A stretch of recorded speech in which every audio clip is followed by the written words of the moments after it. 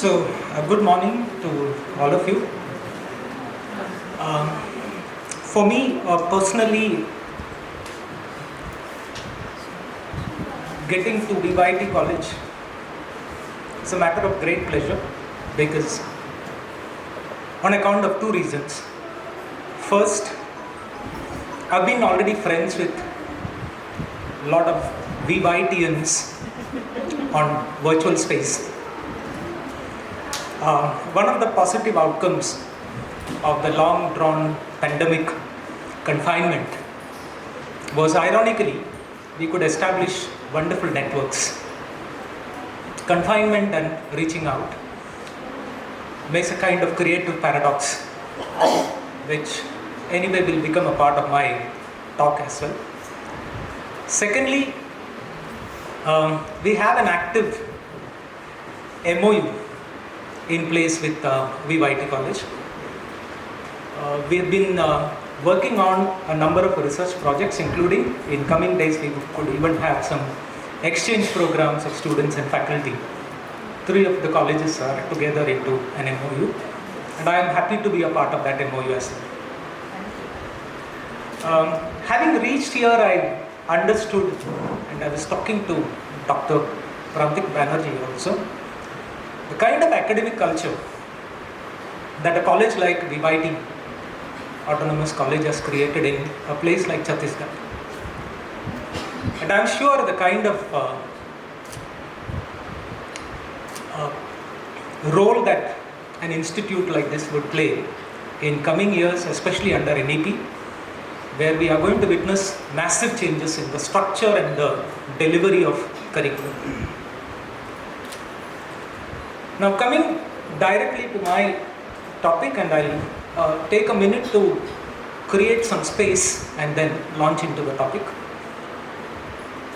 How do I place this in the context of this national seminar on literature, culture, technology, intersections and disruptions? So, by bringing the interest of literature and media in my talk, I'm trying to bring together these two keywords and two operational terms suggested by the conference.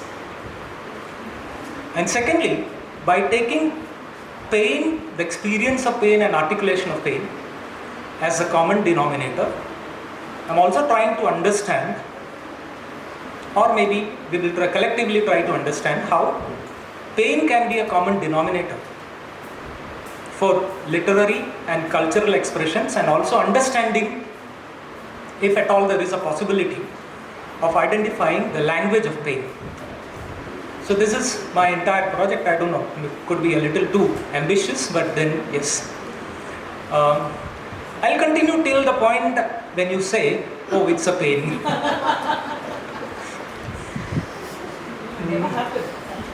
It could. Well, I'll try and elaborate upon my title first, the two parts of that. The one before and after the colon. Aesthetics of suffering, by what I mean by that part, is the use of images, words, and literary expressions of suffering to investigate whether there can be literary expressions of suffering, or whether we can have art forms based on particularly suffering bodies. My focus is not the mental agony that we often talk about, but I'm focusing more on the corporeal aspect of that, the bodily aspect of pain. And the second part, second keyword for me is the pain studies. Pain studies, like what we discussed yesterday, that we are in the process of identifying and then mobilizing a few interdisciplinary approaches to accommodate a number of interests like literature, culture, media, technology, and so on. So we could have a seamless crossover from one discipline to another. And so I'm using that as an interdisciplinary engagement, largely with experiences and expressions of pain. These are two poles of my discussion: experiences of pain and the expression of pain. And also in the process, we will investigate into a very uh, disturbing and a very uneasy question: can pain be articulated effectively through literature and media? And also about looking into the acuity, which means sharpness, acuity of pain and its isolating impact on a subject, an individual. Does pain isolate someone? That's also another thing. I also propose to study pain from a range of backgrounds, including literature, film, philosophy. At times we could philosophize pain away, if that is a possibility. Sociology, nursing, medicine, and even gender studies. Do men and women experience pain similarly, or do men have a point of entry into women's idea and experience of pain at all? All of them come into that. In short, it's like too many eggs in a basket. Well, we are also looking at a couple of maybe very intriguing questions. Like, for example, the language of pain. Can literature and culture find words, primarily can literature and culture find words, then by extension compassion, and further extension relief for the pain inflicted subjects, individuals who suffer. Now, coming to the universality of pain as an experience, at different points in our life, all of us must have experienced at least a niggle, starting with our childhood memories of toothache to begin with, to chronic experiences of what we call as chronic pain, and managing pain, and if possible, again having a therapy for pain. And I begin with two interesting situations which we could relate to. One is literary and the other one is from media. Most of you probably must be aware of Serena Williams, one of the iconic African American tennis legend.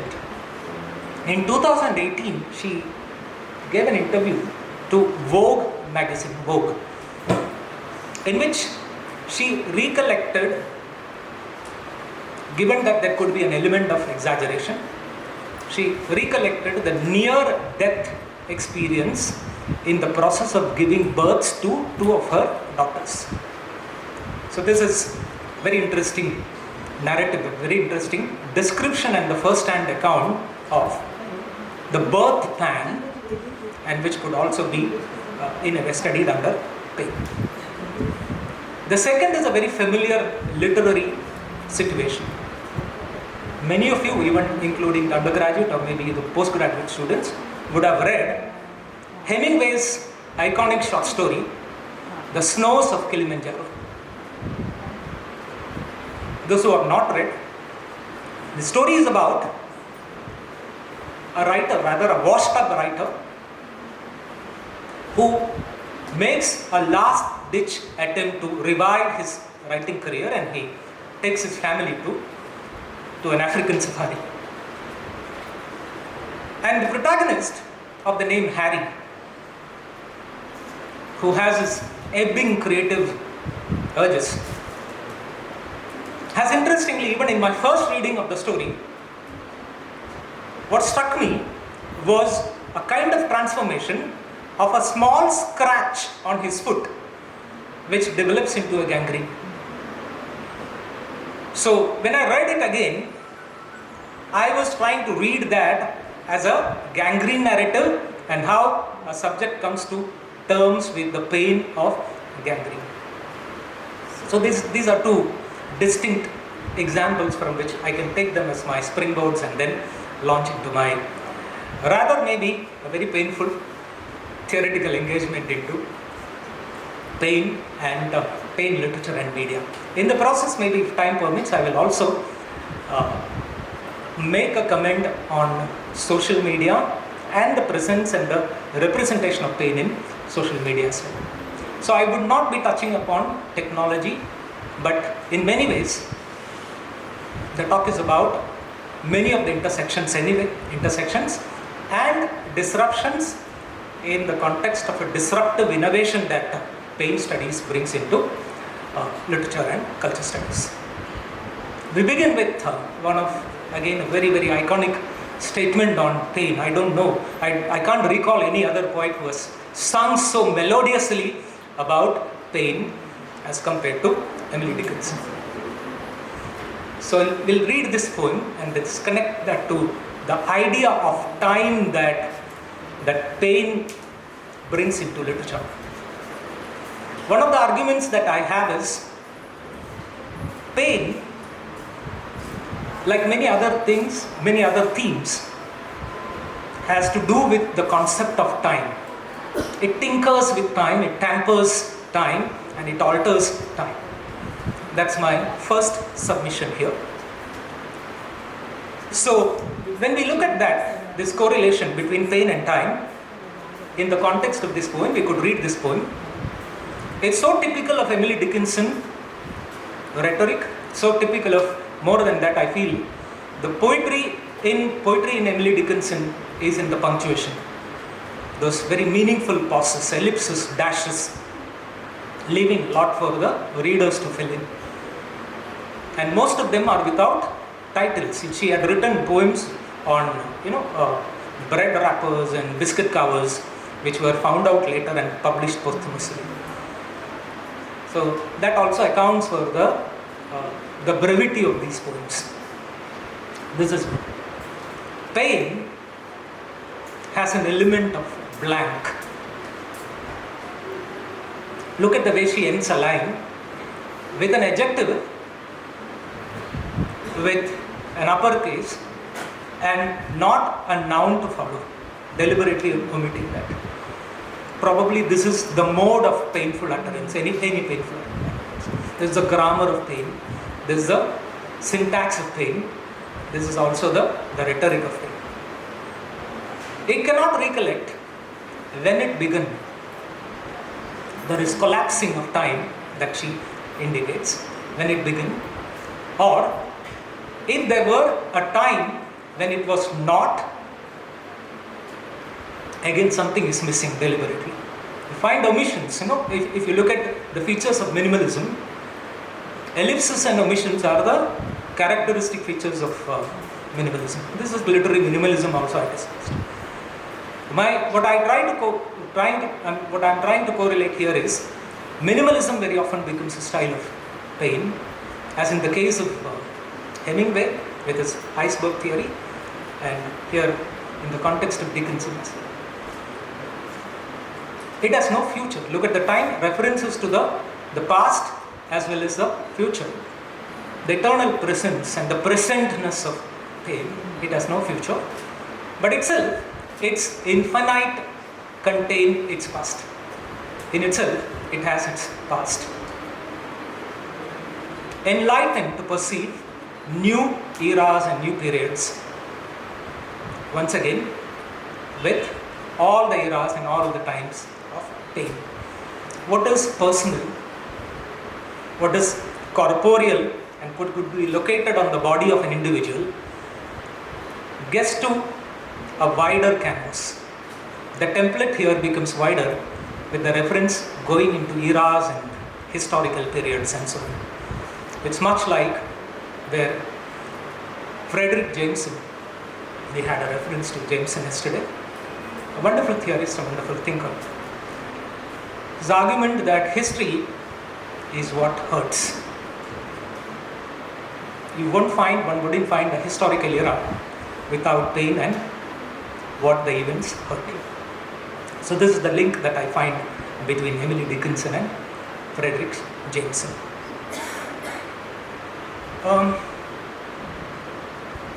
What I also want to expand upon at this point is an idea that is suggested by Emily Dickinson, that being in pain is also an experience that leads to the expansion of the subjective time. what we call the psychological time or duty that we talk about. That's implicated way before the term was even used and put into circulation.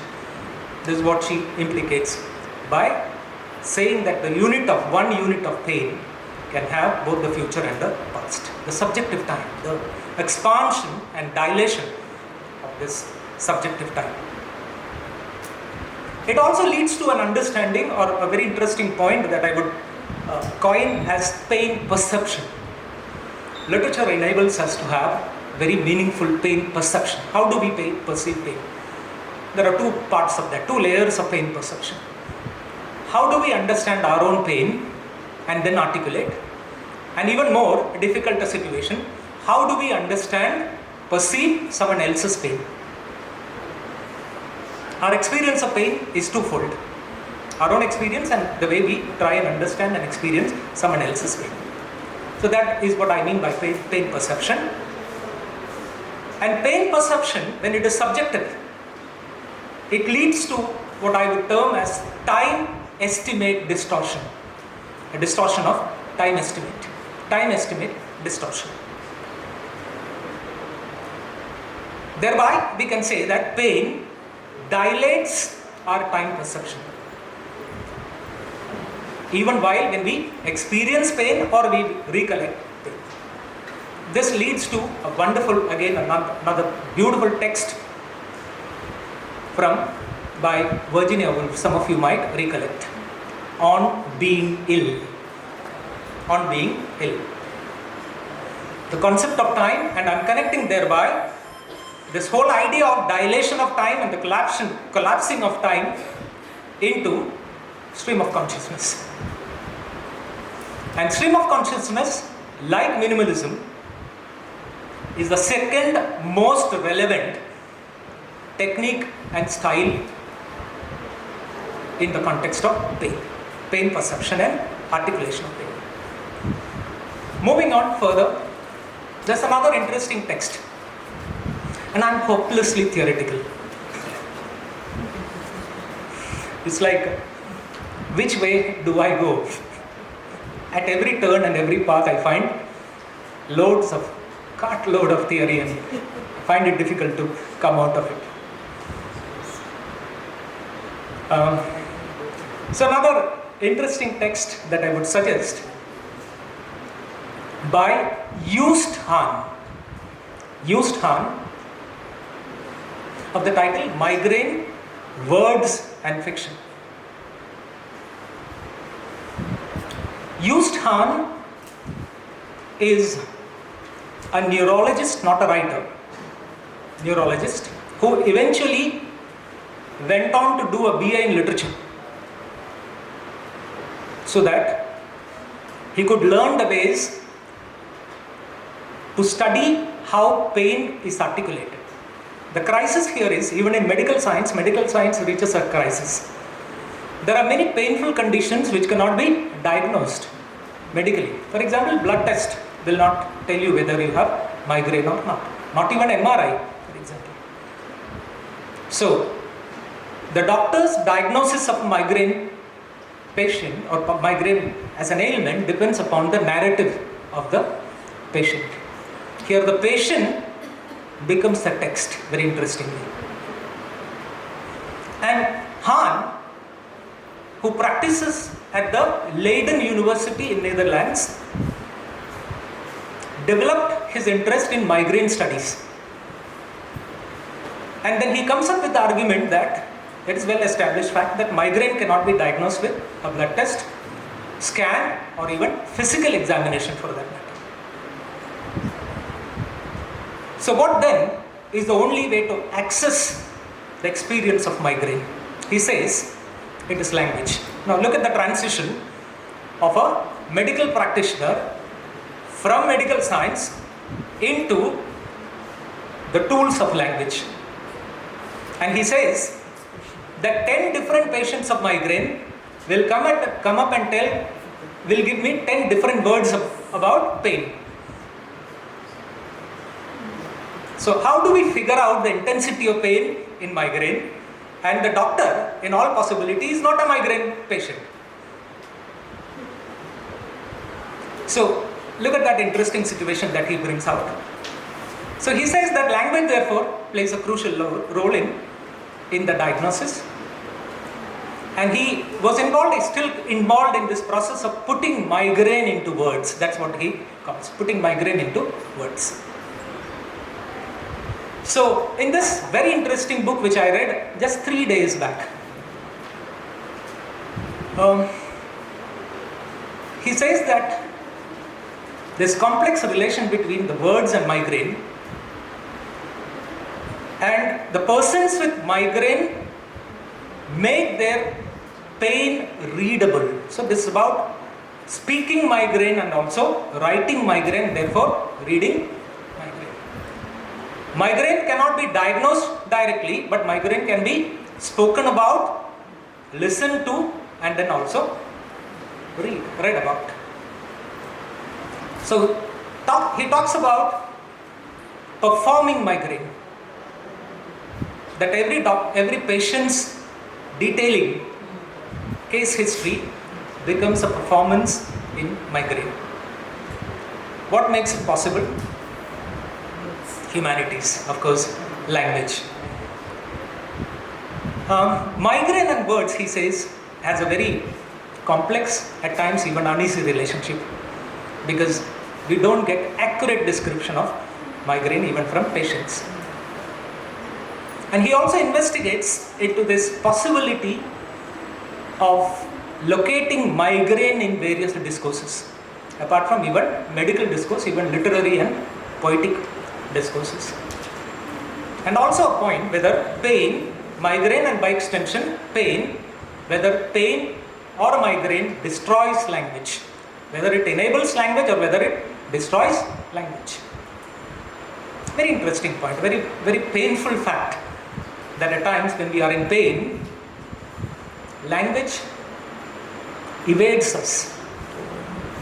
There is so much of a focus on pain that we don't get really the words that we are searching. And we also feel it's very painful to speak, and apart from there is a linguistic anguish along with the physical pain. And thereby he feels that the text itself should be reckoned as a patient. Text becomes a substitute of the patient, because the body, the physical and the corporeal experience of pain, migraine, cannot be felt by the doctor. Only the text remains, spoken or written. In that context, what I like best about him is his analysis of literary texts. He analyzes two texts written by Siri Hurstwett, a very, very interesting upcoming novelist and a voice. I'll speak about that a little bit. An American novelist of Dutch origin. This novel titled The Blindfold, which was published in 1991, interestingly focuses on a migraine patient. The central character in this novel, of the name Iris Vegan, that is her name, Iris Vegan, very ambitious young lady, because of her repeated migraine attack, ends up in a hospital room, where she has to share a room with another patient who tortures her subsequently. So she is already tortured by the ailment and the pain, and there is a roommate who is equally bad. The rest of the novel is about her therapy, which comes through, very interestingly, look at this point, she takes up a project of translating a German novel. So there is a novel within a novel, and that novel becomes the therapy. She joins a senior translator and takes up this translation project, which eventually becomes, or rather which eventually trigger the Endorphins are those hormones which kill or tame pain. And eventually, she relaunches into the city, same streets where she used to have those migraine attacks, cross-dressed as a man. There are two transformations in that. Okay, it opens itself into trance studies and also into pain studies. The second work, The Shaking Woman, is a neurological memoir written by the same writer. It has an alternate title, interesting title, The Shaking Woman, or A History of My Nerves. History of My Nerves. Autobiographical. And it recalls her epileptic experiences, the writer's epileptic experiences. And in the process, epilepsy and the dull pain that follows. It's not the shooting pain as in the case of migraine, but the dull pain that it follows. And how that pain splits herself into two. Like Perumal Murugan's one part. Two parts. Here it is a medical split, pathological split, into a calm orator, otherwise she is, most of the times, and a shuddering wreck at the other extreme.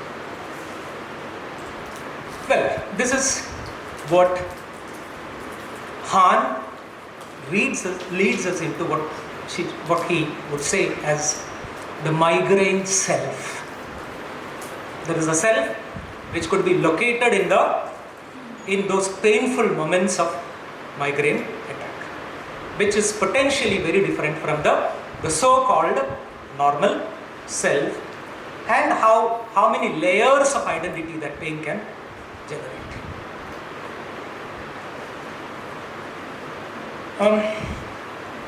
From the perspective of literary studies for most of us, how do we correlate pain and some of the endeavors that we have had in literary studies? There is a feeling that pain and identity are closely related. For instance, our senses are often defined by the pain. And once our senses are defined by pain, we get locked into an identity that allows little variation. I don't know how many of us have experienced that. When we experience a shooting pain or maybe lasting pain or a recurring pain, those painful moments are those moments when we become very inflexible, extremely inflexible, and probably, unless you tide over that pain with some other mechanism. How open are we to ideas and variations when we don't have pain, and how open we are when we have pain? So let's look at this interesting connection that the whole intellectual history, I would say even literary history, could be redefined with pain at the locus of study. Starting from the sonnets of Shakespeare and the much discussed gout of Coleridge. Had there not been gout, we wouldn't have read Christabel and Kubla Khan. They were written when he was under the influence of opium. Opium was the only drug that was available at that time to not as a treatment, but at least to reduce the painkiller. Dickens. Dickens, yes. Confessions of an Opiumate. Keats, dying at 26 and suffering from acute pulmonary pain, and many more cases. I think George Orwell is another example. So we have had plenty of these. We could have an entire research on pain-induced writing. All the shairis they say, yeah. Plenty. I mean, I'm not coming into that domain at all. In fact, the entire ghazal tradition is based on that. So, how do we make pain as a dominant theoretical and critical concept? Can we do that? My suggestion is that yes, we can indeed do that. And we could also have many different takes. Literary theories can also be redefined in terms of, say for example, how psychoanalysis would look at pain and how Marxism would look at pain and how deconstruction, identity politics and even feminism, queer theory and even post-colonial theory would look at different concepts of pain. So we've had various constructions of those ideas of pains. For instance, feminism looks at, interestingly, the language of women's pain. The language of women's pain. And they argue that, Robin Lakoff, I believe, one, talks about gender asymmetry, among other things. The argument here is, women's pain is rhetorically constructed. And hence, they recommend a pain literacy for men.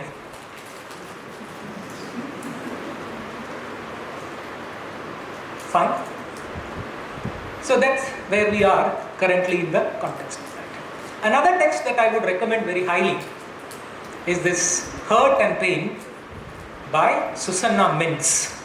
Literature that she talks about the correlation of the suffering body and literature. Susanna Mintz, incidentally, is a professor of English at the Skidmore College in New York. Very vibrant young lady. She is involved in a project called narrative-driven study of pain. Narrative-driven study, not physiological examination, but the narrative-driven study of pain. How could one study pain through various narratives? So this is what her project is largely about, to consider literature and media wherein pain is documented as a source of connection. Can pain be a source of connection? The patient and the caregiver, the nurse and the patient and so on. Connection, compassion, artistry. Can we convert pain into an art form? And knowledge. An entire epistemology based on human understanding of pain. Yesterday we had a reference to the tongue-twisting utilitarianism. I'm out. I did that. So, can we consider utilitarianism as a pain-driven philosophy? It is. It assumes that all human beings try to avoid pain and seek pleasure. Well, it also leads to another question: what are the strategies used by authors and filmmakers to portray bodies in pain? Bodies in pain. Because it becomes more tangible perhaps on a audio-visual medium as compared to verbal medium. Nonetheless, we still have plenty of examples of suffering bodies in literature. One might even ask, it should have naturally come to your mind, how is pain studies different from disability studies and trauma studies? All painful conditions are traumatic, but all traumatic situations are not necessarily painful. So, disability theory, maybe disability adds to pain. Disability, another layer of maybe queer sensibility adds. And there is something called crip theory which also adds to that. Mintz famously talks about what is called diagnostic listening. Diagnostic listening is all about how doctors listen to the patients. And then listening is the only medium to diagnose. No other investigative process is available. She talks about that and says that some of the narratives could also be considered as a part of this. diagnostic listening, and how capturing pain in literature can become a fundamental component of crafting human experience. Some core human experience could also be understood in terms of pain. I guess it's getting very painful for some people. All right. How much time do you have? Do we have? Please leave. So, no. Give me a deadline. We don't want to dilate time because currently. We started late. So okay, fine. Till 1. All right. Yeah.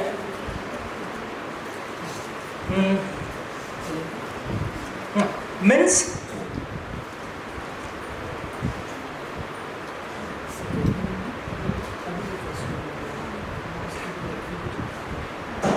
if you could read a few extracts from the seminal text, let's read these questions that Mintz brings out.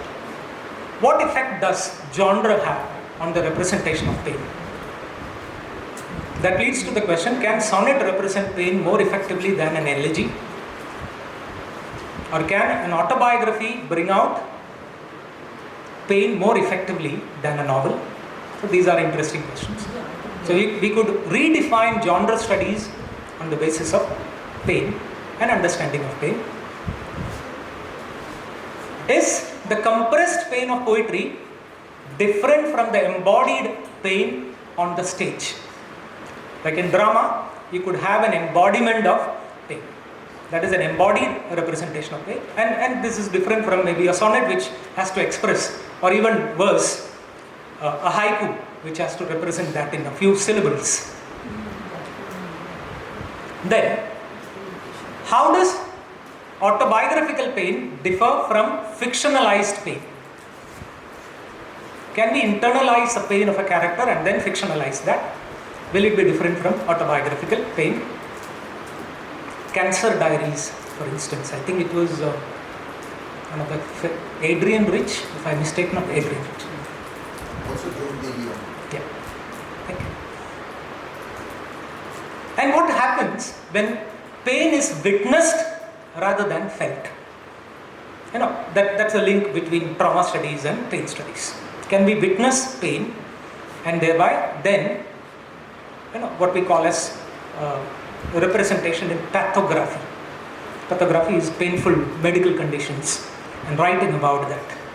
Pathography could be written by a doctor, it could also be written by a patient.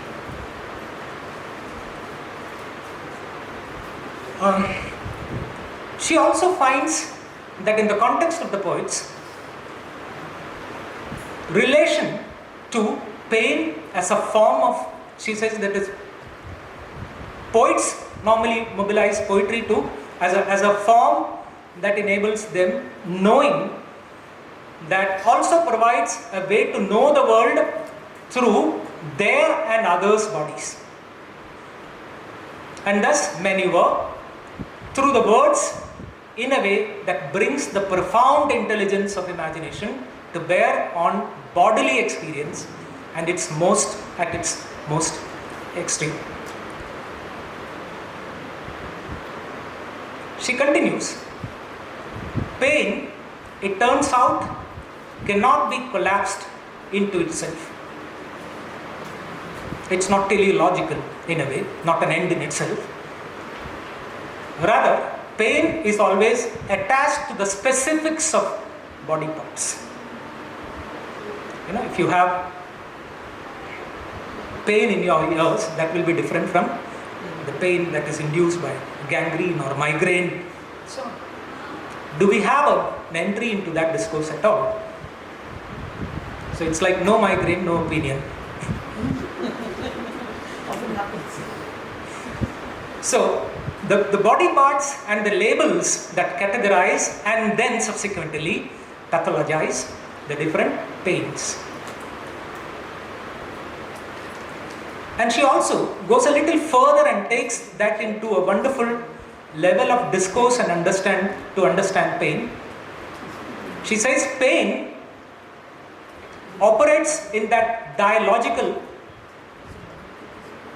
Bakhtinian, dialogical way, activating a dynamic whereby we enter into an experience even if we do not experience it ourselves. So, there can be a discursive way of experiencing and recording pain, is what Min says. And then she goes on to make another statement: pain is not intolerable to the sufferer. It is rather to suggest a contention made in these performances that pain ought not to be intolerable to discourse or our ideas about ourselves.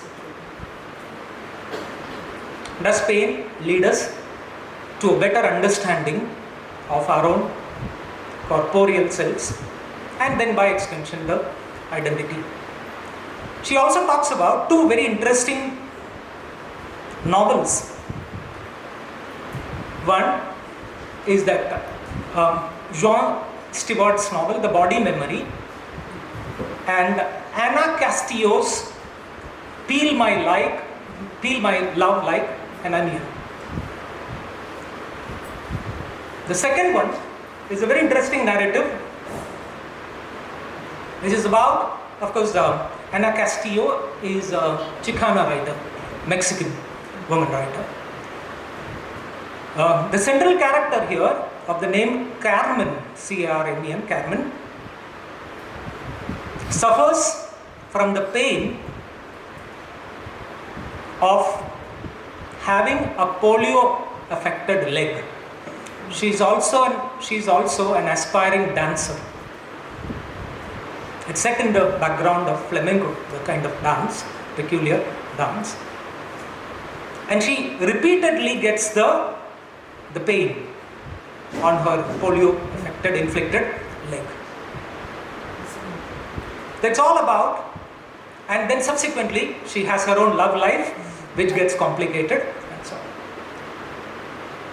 This is again another narrative driven by pain. And Mintz evokes that.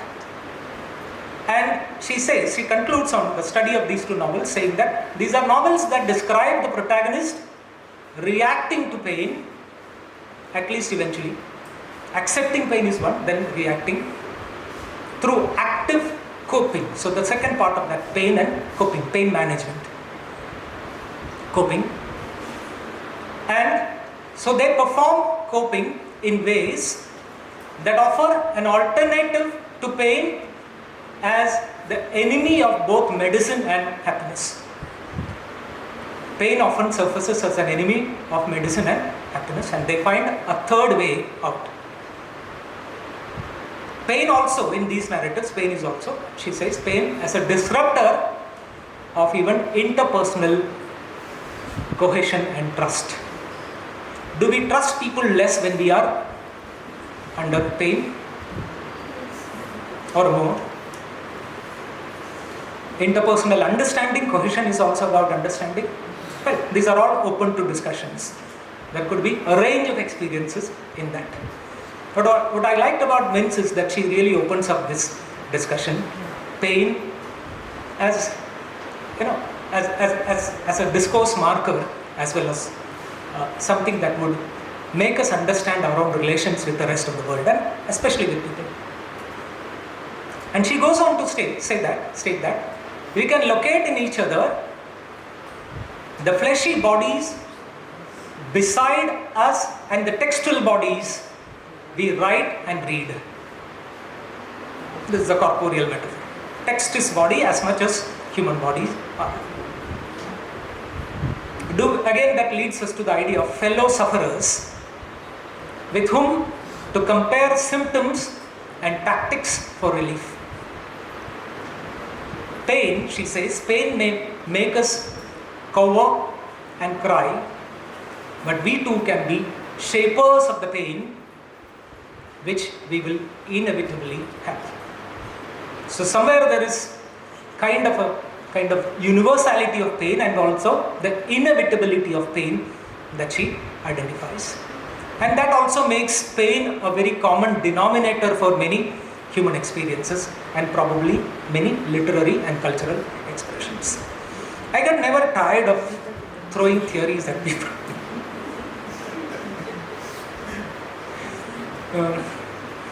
I was once infamously called theory man when I was doing a refresher at ASRC. Dr. Isaac Sequeira Yes. got tired of my theoretical engagement. He said, "You are a theory man."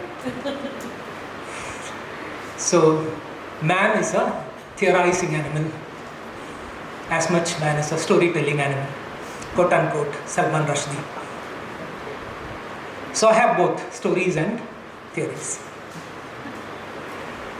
So, Elaine Scarry, another interesting American professor of aesthetics and general theory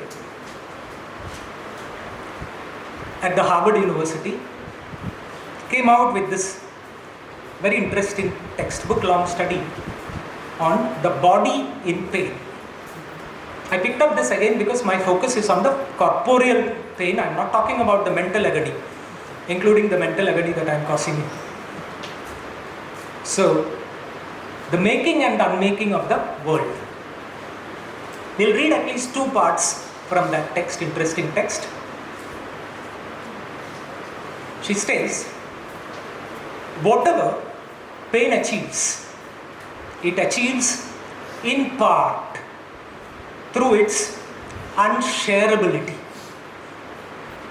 And it ensures this unshareability through its resistance to language. She finds a kind of adverse relationship between pain and language, quite contrary to Mintz. She says, pain inhibits language, impedes language. Physical pain does not simply resist language, but actively destroys it. Pain destroys language. It brings about an immediate reversion to a state anterior to language, pre-linguistic status, maybe Freudian point of that. To the sounds and cries a human being makes before language is learned, is the pre-linguistic babble that we talk about. That's a very interesting novel by Shani Muthu, Sirius Blooms at Night, Indo-Caribbean, fabulous. One of the most tragic, a novel that tosses you around in the process of reading. It's about a central character, Mala Ramchandin, who has been locked in and repeatedly raped by her own father, and after 13 years of confinement, she has been rescued by someone. By that time, with the repeated infliction of pain on her body, she forgets language.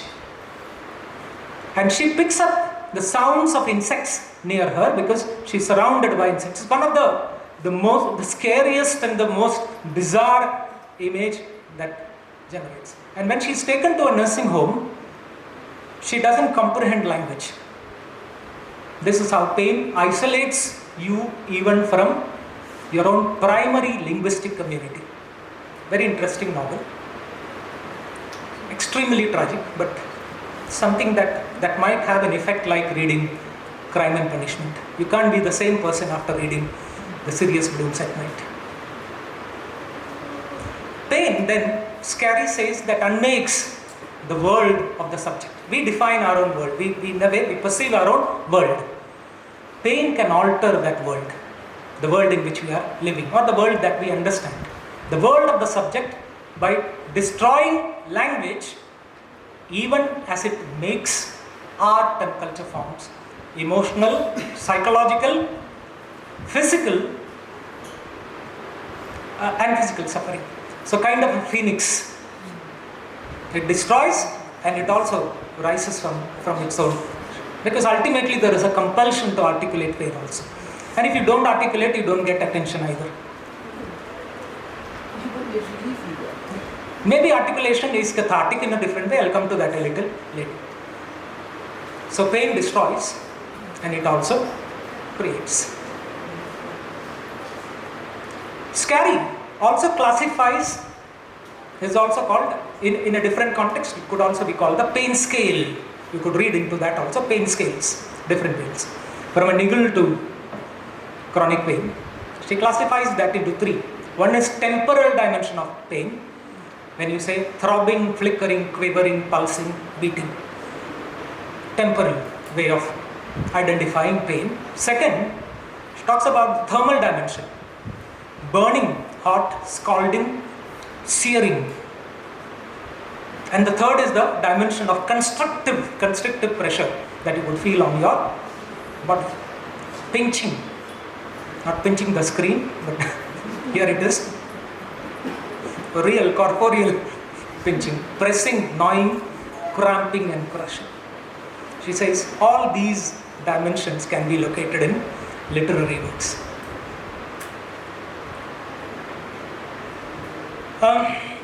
Where do we really see this interesting and very effective expression of pain in literature and literary studies? We can have an entire legacy of the tales of labor injuries from Dickens, Mark Twain, and so on, including child labor and child labor related injuries. That's pain. To the stories of, I can't read war literature today without pain studies. Holocaust, First World War or even Second World War literature. Stories of war wounds, illness and chronic suffering. And also the many ways pain is experienced, suffered, inhabited. Rehabilitation is a very big process, and post-surgical days and also after, when you recover from a fracture, we know how we battle, combat pain, resisted, transformed and transformed through representation. That is what we are interested in. I will suggest a few writers and maybe I'll talk about one or two and then move on. Rachel Albo, Cynthia Davis and so on. Rachel Albo has written a very interesting text of the title Victorian Pain. Victorian Pain. Very interesting text. What is very special about Victorian era and the history of pain? Can anyone make a guess? 19th century. We're talking about 1800 onwards. That's a time when the anesthetic drugs were used for the first time. Medicines. Till that time, pain management was left to God's decree. Suffering is God given. That was an approach to pain. And that attitude, yeah. The birth of the clinic. Absolutely, the birth of the clinics. And also the significant part where pain, they understood that one doesn't have to take that pain is given, but rather it can be tackled. So this interesting text by Albo argues that with the Victorian era, pain was no longer perceived as a divine punishment, but rather something that could be tackled clinically. I'll quickly move on to some of these significant texts in pain studies. The second one is by Cynthia Davis, which has an interesting title, Pain and the Aesthetics of US Literary Realism, wherein she studies 5 American iconic writers starting from Melville. We have this famous one-legged character in Melville, starting from that. And she interestingly speaks about how pain has conditioned the literary imagination, especially the literary imagination around realism and naturalism. If I take you back a little bit into the American literature, have you ever wondered why Stoicism was acclaimed to be a significant virtue in American literature? Whether it is the writings of lost generation novelists, or even before that, if you go back to the late 19th century and early 20th century, naturalism, particularly Jack London's novels, Call of the Wild, and even worse probably, The Sea Wolf, where we have this iconic character, Wolf Larsen, who is the captain of the ship, believes that if you are a man, you have to endure. Mard ko. Okay. There is a kind of muscular masculinity around pain bearing, but then that did not stop only with men.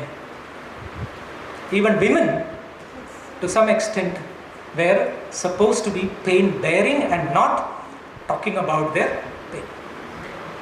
So cultural. We do have. A generation back. Yeah, have that. Absolutely. I still remember my mother having never ever complained, if I could speak, never ever complained about menstrual cramps. And today, of course, we are more assertive and articulative about that, and we have many forums, particularly open mics. I would say that open mics is a place where I find many articulations of pain today. That most of them. Absolutely. Very So- legitimate space. It is a legitimate space today. So we do have, and if time permits, maybe I will also look at social media and its treatment of pain. Yeah. So, Davis significantly traces the cultural pursuit of painlessness, not anesthesia but painlessness, denial of pain denial in American literature. And she critiques this idea of this civilized ideal which is premised upon the insulation from pain. An ideal woman and a man till 19th century or even during that time was not supposed to be talking about pain. And I skip a few, and then Margaret Price is another writer I would recommend very highly, where she has written a very interesting book of the title, The Body-Mind Problem and the Possibilities of Pain. Body-Mind Problem and the Possibilities of Pain. And Michael Snedeker's text, Contingent Figure, Chronic Pain and Queer Embodiment. How pain is embodied in queer bodies, non-normative sexualities. So where he combines the interest of, now this is the intersection of our conference, by extension, intersection of queer theory, disability theory and pain studies, especially the study of chronic pain. He asks one or two very interesting questions in that book. What does it mean to write with pain? Not about pain. What does it mean to write with pain? Yesterday we had a reference to Hanif Qureshi, in all probability, writing with pain. Does it shape your content? Does it shape your genre? Does it shape your rhetoric and metaphors? Quote unquote, Susan Sontag, illnesses metaphor. And the second question is that how to speak of pain that isn't yours. How to speak of it which is not yours versus the situation which has the self in pain hyphenated. The self in pain. And Keith Vailu is another interesting voice where we find an exploration in the text, Paine, a political history. Paine, a political history, is an American historian where there is a very interesting and a hilarious study of how politicians look at Paine. And Vailu says, with evidence, sufficient evidence, that conservatives have a very cautious approach to Paine and Paine narratives. And he says, conservatives fear entitlement and welfare. Because Paine means more entitlement, and then that means draining of probably the exchequer. So they deny, they are also into what is called Paine blindness. Again, it's coinage, sorry. Paine blindness, as compared to the liberals who feel your pain. Very interesting study. From that I quickly move on to Lisa Aulstein. This is the crux of the text of the title Paine Studies. She is the one who has written that. But she is not a literary theorist, but she moves into literary theory after a series of publications and comes out with this wonderful study, Paine Studies. An American poet and essayist.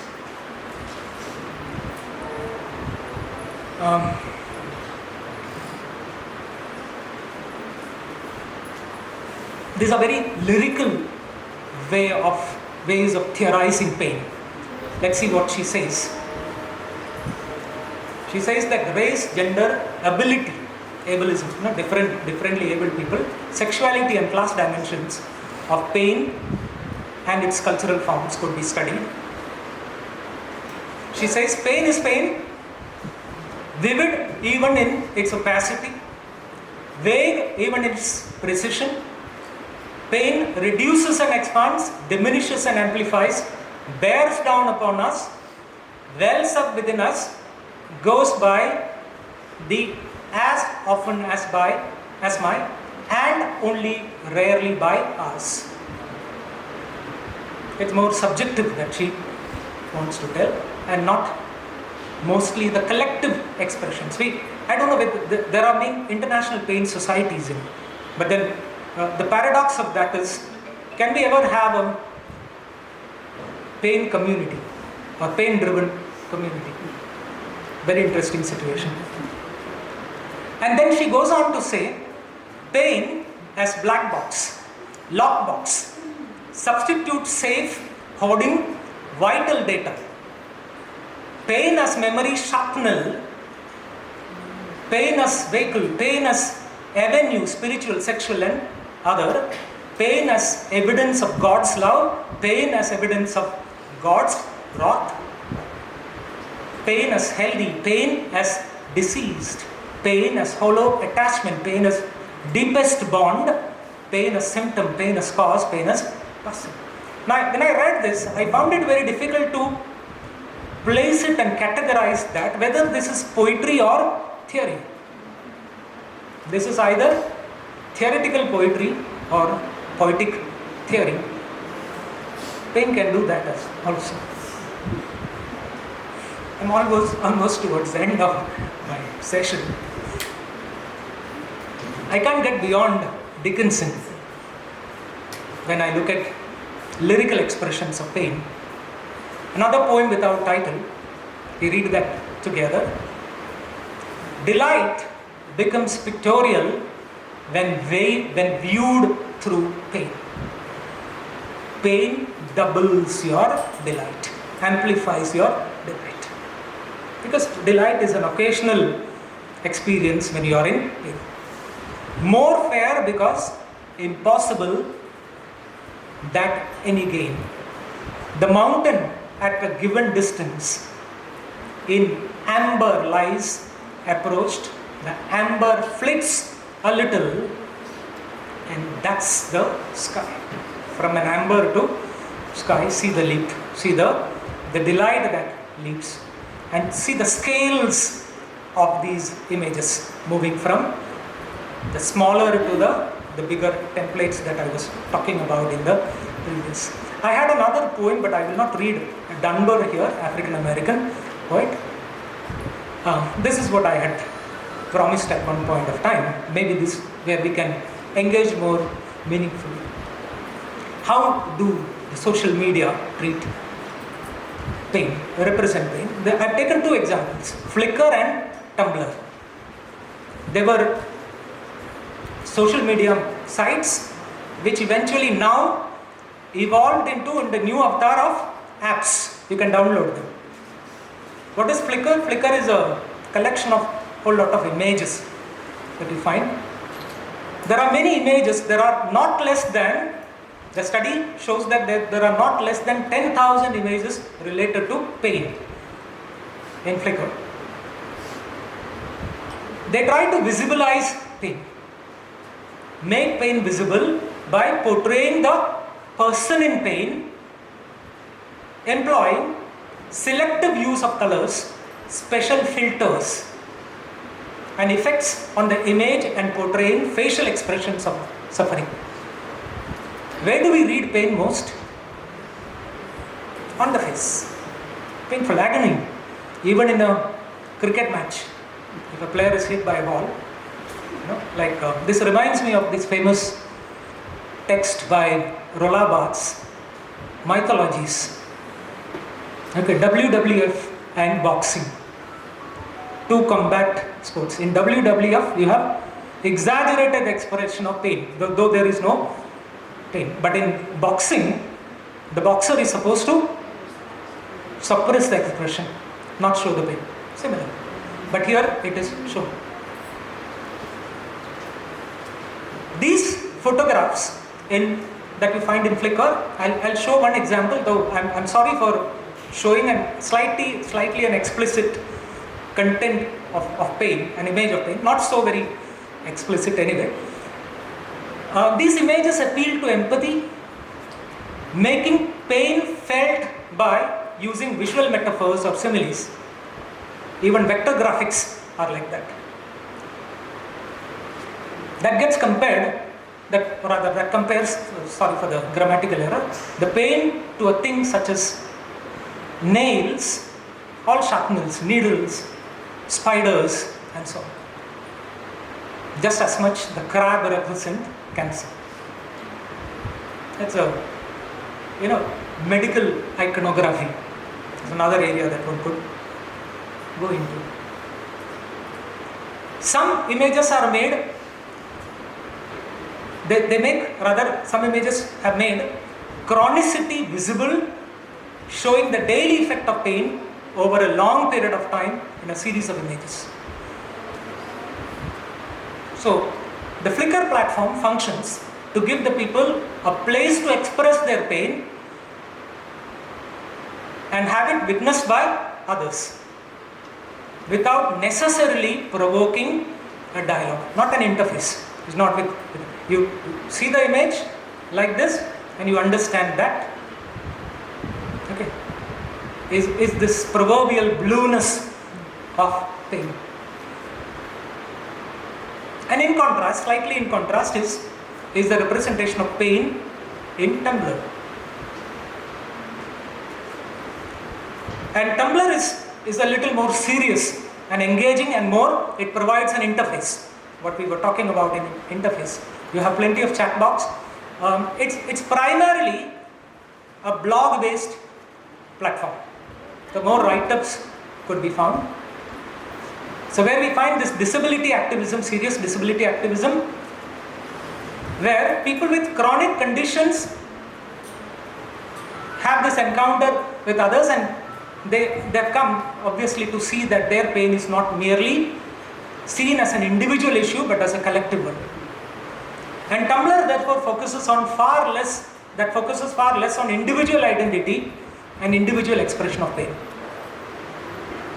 And Tumblr also presents plenty of content on pain that could be circulated, commented upon, modified, appropriated and even reposted. You know that, so the effect here is more textual, is more dialogical. So that there are two platforms where you understand. One, pain visually, and the other one we understand pain dialogically. These are two examples. So I picked up some very interesting poem. Now we can quickly read that. Look at the voices that get overlapped in this poem. See the first stanza. People with chronic pain have heightened sensitivity to their environment. This is omniscient, detached, outside the poem or outside pain. Now see the next stanza. Interestingly, very experimental. We pick upon everything. A change in the air, background noise, light perfumes, future storms. Who is the speaker in the second stanza? The pain inflicted subject, who is also the speaker. So, now see the third position here. So, you should know who is that? Is the readers. I'm talking about perception of pain and also the perspectives pain. So you should know, we always know when you don't believe us. Just like our pain, that is not our imagination.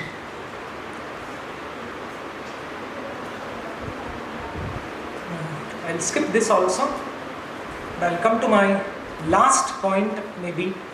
Here is a further evolution of pain studies into very, very extremely loaded term, painism. Some of you must have already heard about this. Propagated by wonderful British psychologist and animal rights advocate. I can never get over Ryder. Peter Singer and Ryder, who probably, for me personally, has made me understand my own community in terms of the presence of other stakeholders, particularly non-human stakeholders. So, Ryder comes out with this idea of painience. Painience is the ability of a creature to feel and, if possible, express pain. The normal anthropocentric bias is animals do not feel pain. They do not have emotions, or if they have, they don't have expressions. Ryder challenges this premise. And this painience is an offshoot from a term sentience, the ability to sense, feel, and if possible even express.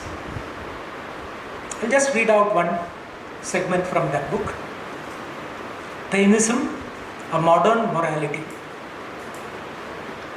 Pain is pain regardless as to who or what suffers it. X amount of pain in a dog or a cat matters just as much as X amount of pain in a human being. It is a pain that matters, not the species. And from pain studies to painism is a journey which is more inclusive. We started with the premise that pain is universal. I continue with that statement. Pain is still universal, and it also includes the experiences of the non-human others. Thank you so much. Yeah, one last statement.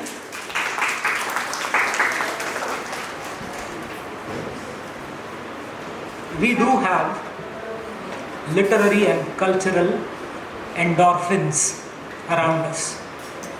In print, like I was talking about page poetry versus performance poetry. Performance poetry, that is open mic, if you can see some of the videos, that is also, for me, is a platform where endorphins are traded freely. Please do attend some of them. Thank you so much.